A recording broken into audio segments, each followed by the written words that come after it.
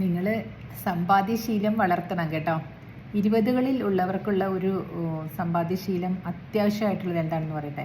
നിങ്ങൾ നിങ്ങളുടെ അച്ഛനമ്മമാർ തന്നിരുന്ന സ്റ്റൈപ്പൻഡ് കൊണ്ടല്ലേ, പോക്കറ്റ് മണി കൊണ്ടല്ലേ കാര്യങ്ങളൊക്കെ കഴിഞ്ഞിരുന്നത്, വട്ടച്ചെലവൊക്കെ പഠിച്ചു കഴിയുന്നത് വരെ. അത് കഴിഞ്ഞ ഉടനെ തന്നെ നിങ്ങൾക്കൊരു ജോലി കിട്ടുമ്പോൾ never upscale your life style കേട്ടോ.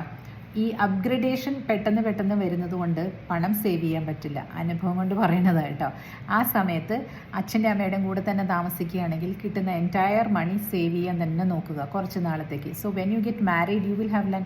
ആൺകുട്ടിയാണെങ്കിലും പെൺകുട്ടിയാണെങ്കിലും കല്യാണം കഴിക്കുമ്പോൾ സ്വന്തമായിട്ട് കുറച്ച് പൈസ ഉണ്ടെങ്കിലുണ്ടല്ലോ, അതിന് വേറെ തന്നെ ഒരു വിലയാണ്. നിങ്ങൾക്കൊരു പാർലറിൽ പോകണമെങ്കിലോ ഒരു സ്പാ ചെയ്യണമെങ്കിലോ ഒക്കെ നിങ്ങൾക്ക് തന്നെ യൂസ് ചെയ്യാമല്ലോ പെൺകുട്ടികൾക്ക്. ബാക്കിയുള്ളതെല്ലാം അച്ഛനമ്മമാരല്ലേ കഴിച്ചു തരുന്നത്. ഈവൻ ആൺകുട്ടികൾക്ക് കൂടി എല്ലാം ചെയ്തു കൊടുക്കുന്ന നല്ല അച്ഛനമ്മമാരുണ്ട്. അത് ചിലർ വന്നിട്ട് നീ തന്നെ ചെയ്യണം എന്ന് നേരത്തെ പറയും.